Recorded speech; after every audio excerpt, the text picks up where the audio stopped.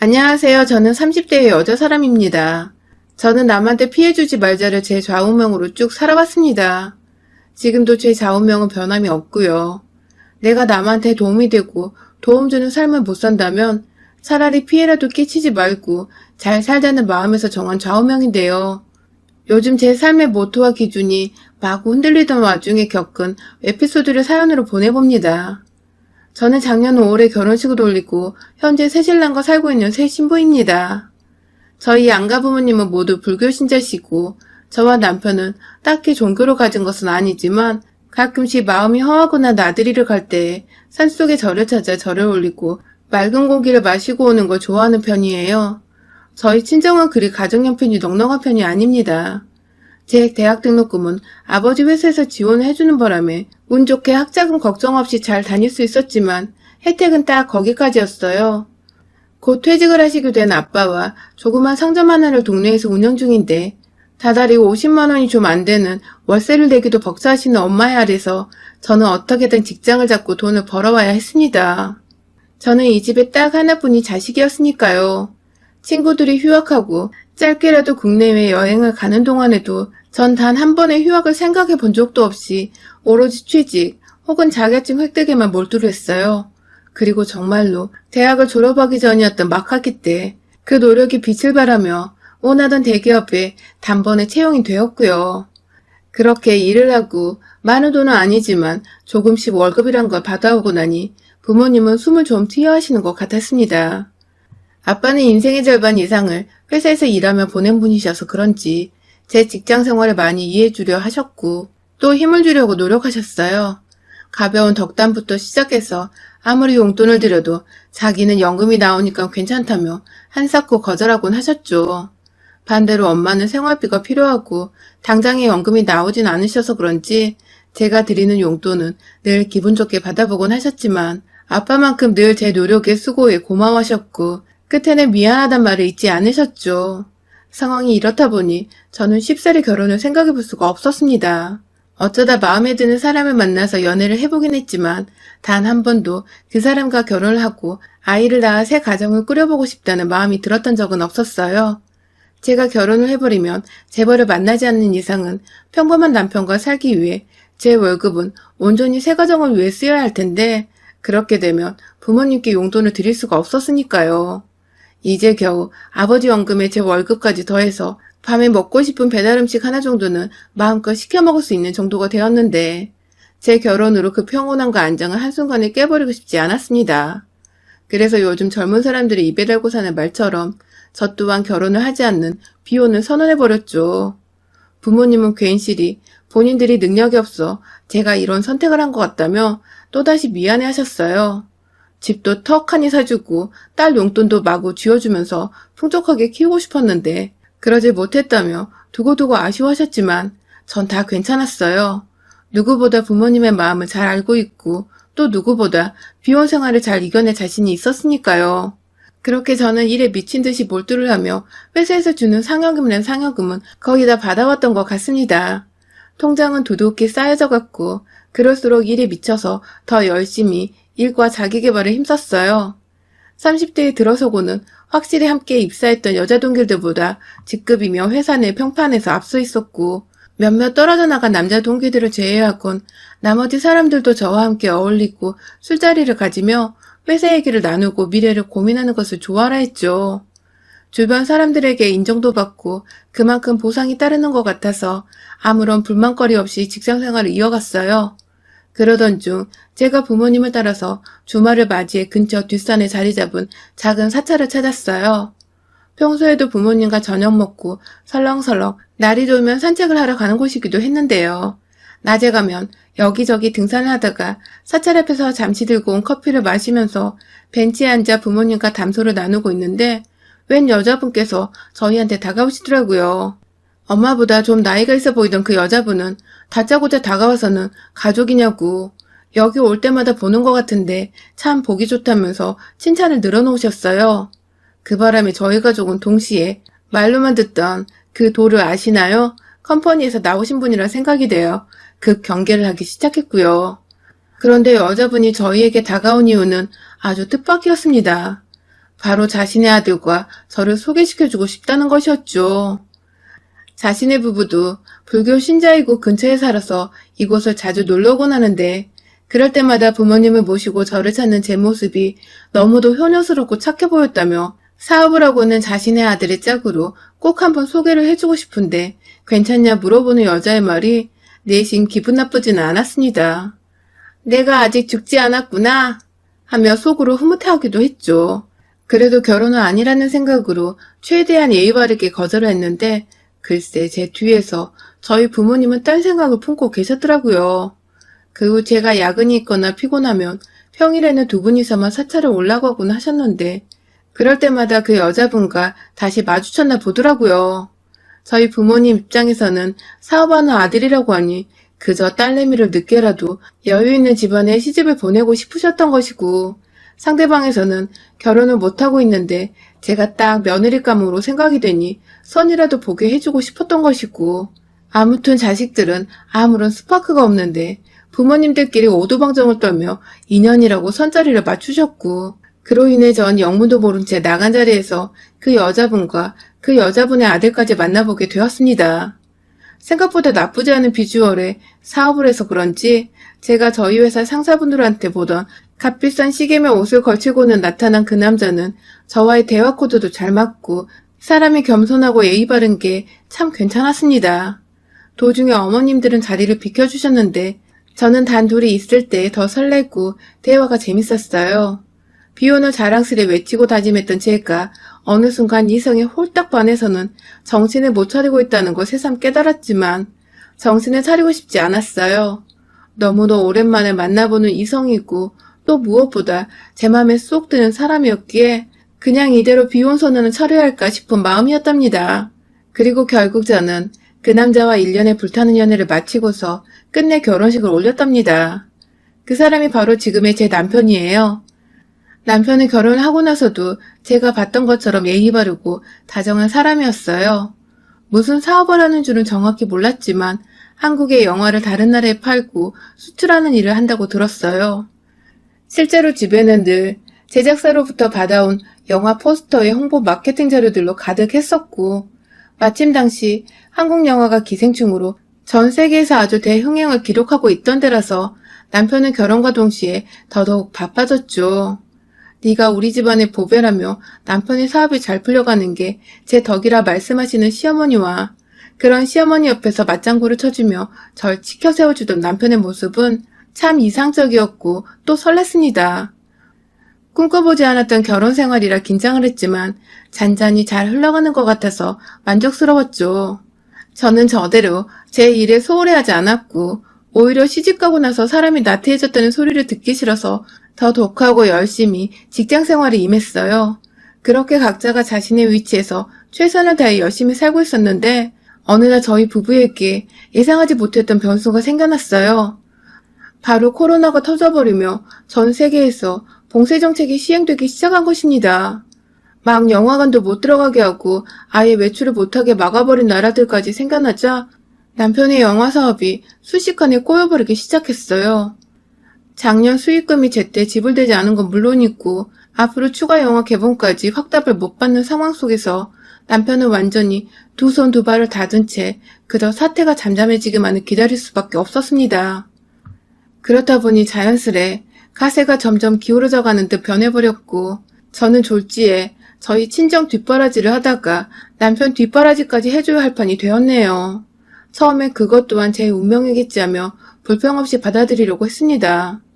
남편이니까 기죽지 말라며 많이는 못 주지만 용돈도 조금씩 쥐어주었고 가게 살림에 필요한 돈은 무조건 제가 냈고요.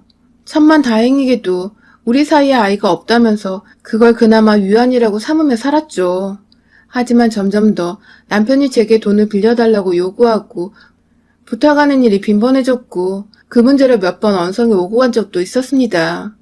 돈 문제 앞에선 순하고 예의 바른 모습이 감쪽같이 사라지던 남편의 모습에 저도 많이 놀라고 실망했지만 문제는 이게 저뿐만이 아니라 저희 친정부모님도 함께 느끼셨다는 것이죠. 걱정돼서 반찬이라도 싸우면 왜 굳이 와서 바쁜데 인사하게 만드냐며 문을 열어드리기 전부터 제게 해서는 안 될 말을 던졌고 막상 문 열고 부모님 얼굴을 비추면 그냥 고개 한번 까딱하고는 도로 안방으로 들어가 버렸어요. 본인 일이 잘 안 풀리니까 자존심도 상하고 자존감도 낮아져서 그런 거라며 애써 친정 부모님 마음을 풀어드리고 돌려보냈지만 나가시는 길까지도 인사를 한번 하러 나오질 않았어요. 이런 적이 너무 많으니까 점점 친정 부모님의 걱정도 이만저만이 아니었어요. 탄탄대로로 달리던 사업가인 줄 알았더니 코로나로 휘청할 만큼 가지고 있던 회사 돈도 없었냐며 뒤늦게야 시어머니를 향해서까지 역정을 내십 번도 하셨답니다. 실제로 사찰에서 저희 시어머님과 친정엄마가 마주쳤다가 대판 싸움이 나기도 했는데 당시 주변에 함께했던 동네 아주머니 얘기를 들어보니 저희 엄마가 막판은 거의 금붕어처럼 입도 뻥끗 못했다더군요. 시어머니가 너무 지랄발광을 하며 소리를 지르고 삿대질을 해대는 바람에 겁먹어서 말입니다. 사실 시어머니도 아들 사업이 안 되어가고 있으니 속병이 나긴 나셨는데 하필 그걸 저희 부모님과 마찰로 풀게 되신 거죠. 상황이 이렇다 보니 저는 저대로 남편과 시어머니께 불만이 생기기 시작했어요.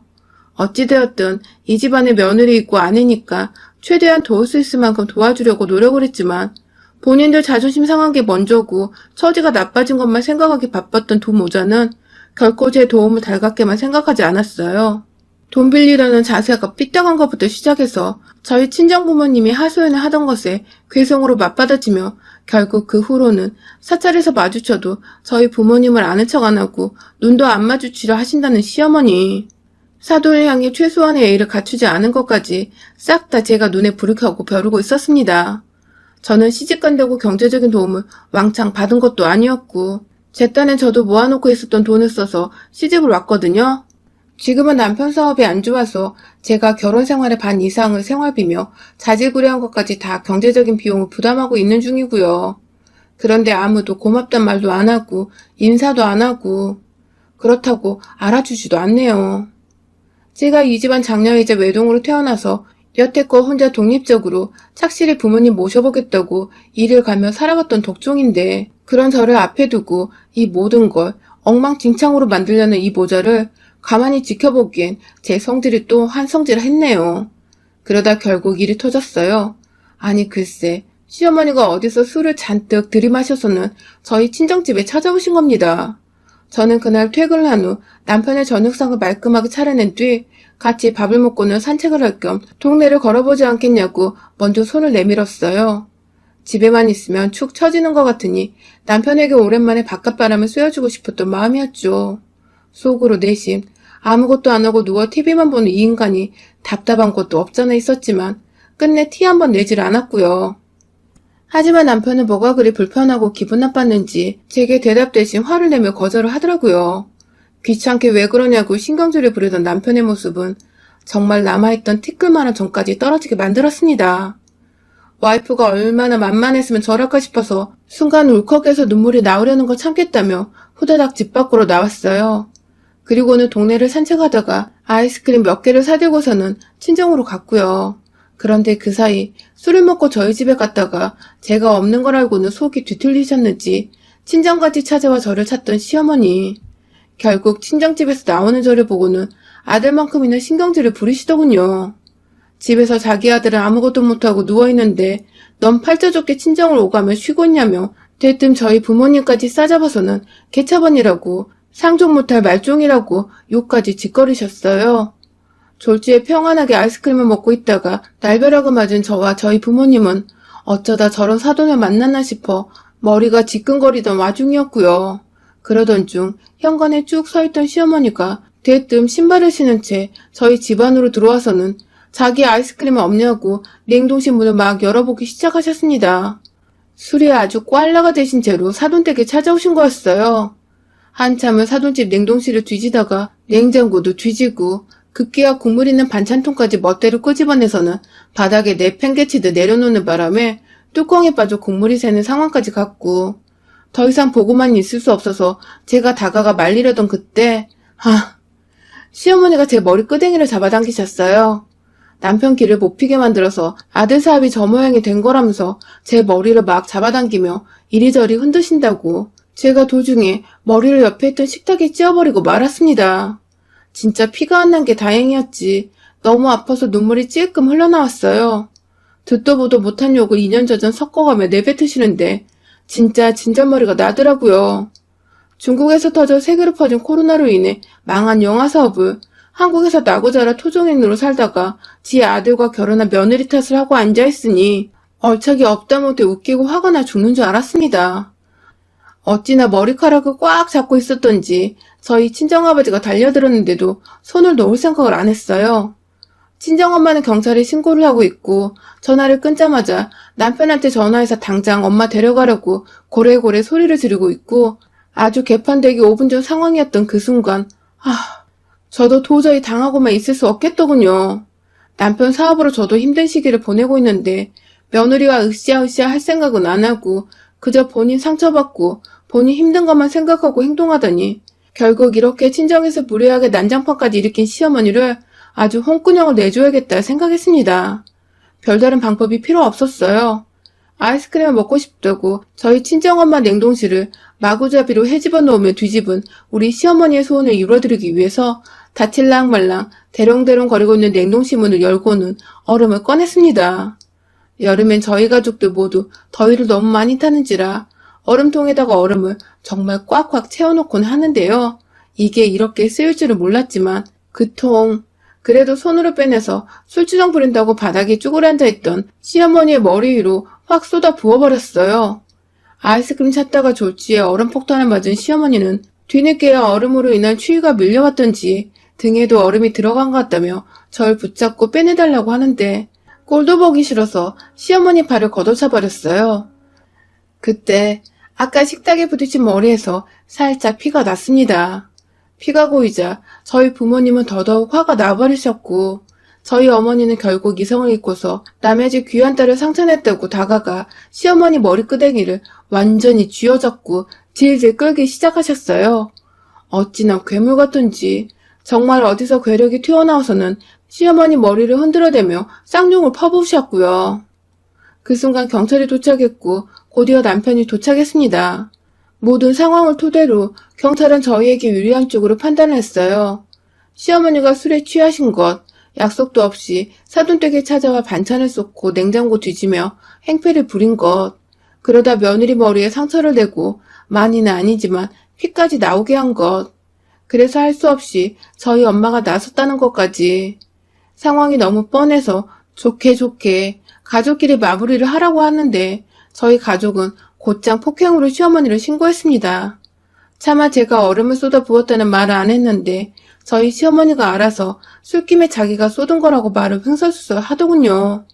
그 바람에 남편은 제발 한 번만 용서를 해달라며 저희 부모님과 저를 향해 싹싹 빌기 시작했고 급기야 저한테 무릎까지 꿇고는 그동안 내가 소홀했다며 미안하다고 지난 일까지 용서를 구했어요. 지 엄마가 며느리한테 폭행을 해서 경찰에 가 조사받는다는 소문이 나는 게 차마 한동네에서 겁이 났던지 입단속까지 부탁을 하면서 말이죠. 하지만 전 이 집구석 인간들과 더 이상 얽히고 싶지가 않았어요. 용서를 하고 다시 집에 들어간다 하더라도 제가 열심히 일해서 벌어온 돈으로 이 남자 생활비에 용돈까지 그리고 시어머니는 시어머니라고 대접하며 살아야 할 텐데 차라리 평생을 저희 부모님만 모시고 효도하며 사는 게 100배, 1000배 낫겠더라고요. 결국 저는 남편과 시어머니를 고소하지 않는 조건하에 합의혼을 하게 되었습니다. 그것 외에도 남편의 사업으로 인해 제가 그간 생활비며 용돈이면 다 챙겨주고 살았는데도 마음고생이 심해 이혼하고 싶다고 얼마든지 위자료를 청구할 수 있는 상황이었지만 차마 돈 한 푼 못 벌고 있는 남편한테서 한 동네 사는데 껄끄럽게 돈 받아내고 싶진 않았어요. 다만 자꾸만 매달리고 이혼하지 말아달라며 사정하는 남편과 합의혼으로 깔끔하게 끝맺음을 짓기로 했죠. 이 사람에겐 저와 이혼하는 것보다 대기업 다니는 와이프가 없어서 용돈이라도 타낼 구석이 없다는 게 더 끔찍한 현실일 테니 현실에서 지옥을 맛보도록 해주고 싶었습니다. 다시 돌아온 싱글이지만 전보다 더 싱글라이프의 소중함을 느껴보고 이제 저희 친정부모님께 그간 소홀했던 효도를 더 열심히 해드리려 합니다. 여러분의 생각은 댓글로 남겨주세요. 오늘도 시청해주셔서 정말 감사합니다.